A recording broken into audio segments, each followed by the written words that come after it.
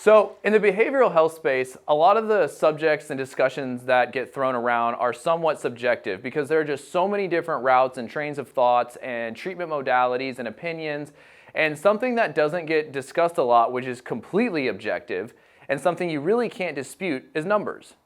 And I'm talking about the numbers that people are spending on an annual basis if they continue to use drugs and alcohol at an abusive level. And so what I have done for you today is put this on paper to hopefully give you a little bit of perspective to realize the financial stress that you have either put on yourself, or if you're watching this, that someone has put on you as a family member or a loved one. And so I have taken the 5 main categories that we treat here at Calusa Recovery and broke it down.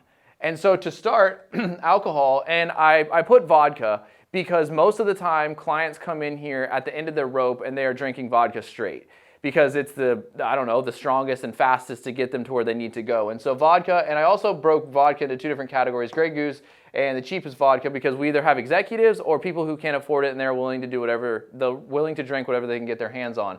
So annually, that costs $9,100. Next is cocaine, and that costs almost $22,000. Now, I put these guys next to each other because a lot of the time, they're doing this together.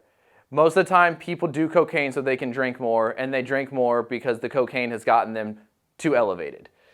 The second most abuse that we probably see is prescription opioids. Oxys, Perks, Roxys, Blues, whatever you want to call them these days. Our clients tell us that they take about 5+ a day, and so that's $150 a day that they have to figure out how to get their hands on, and that ends up being almost $55,000. Now, I don't know the exact number, but I am pretty sure that is right around the annual salary for the working man these days. Heroin, $36,500, and meth, almost $22,000. Now, some clients call themselves a garbage disposal, and what that means is they will take whatever they can get their hands on. They don't care if it's beer, wine, vodka, heroin, meth, Xanax.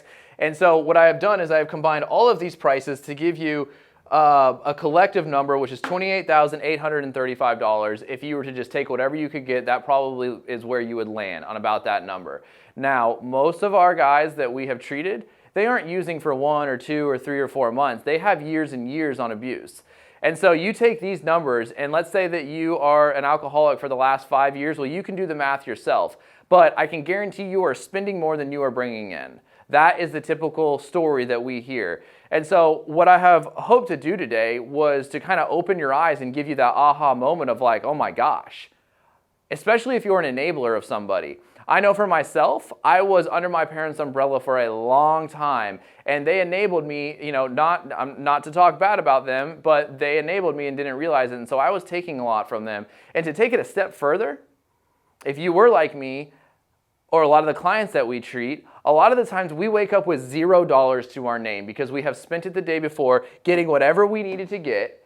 And so if you don't have someone who is enabling you, my guess is you are doing some pretty morally questionable things to get where you need to go. And if that means that you're waking up daily and robbing something, stealing something, pawning something, that can end right now. You do not have to live that life.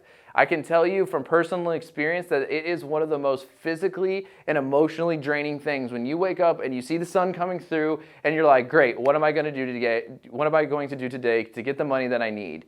And so instead of having to worry about all of that, if you enter the world of recovery, you have a chance to make this money. You have a chance to put that money in your pocket and actually do something worthy with it and become a man of service and somebody who actually contributes to society rather than taking whatever you can from whoever you can. So if this sounds something like you want to discuss further, or something that might have tipped something in your brain, let us know, and we're happy to shed some more light on the situation. I can tell you from someone who has been sober for as long as I have personally, and who has been working in this industry for as long as I have, doing this exercise to share this video with you is honestly somewhat eye-opening even for me. And so I hope that you got some value out of this. If there's anything I can ever do for you, just let me know.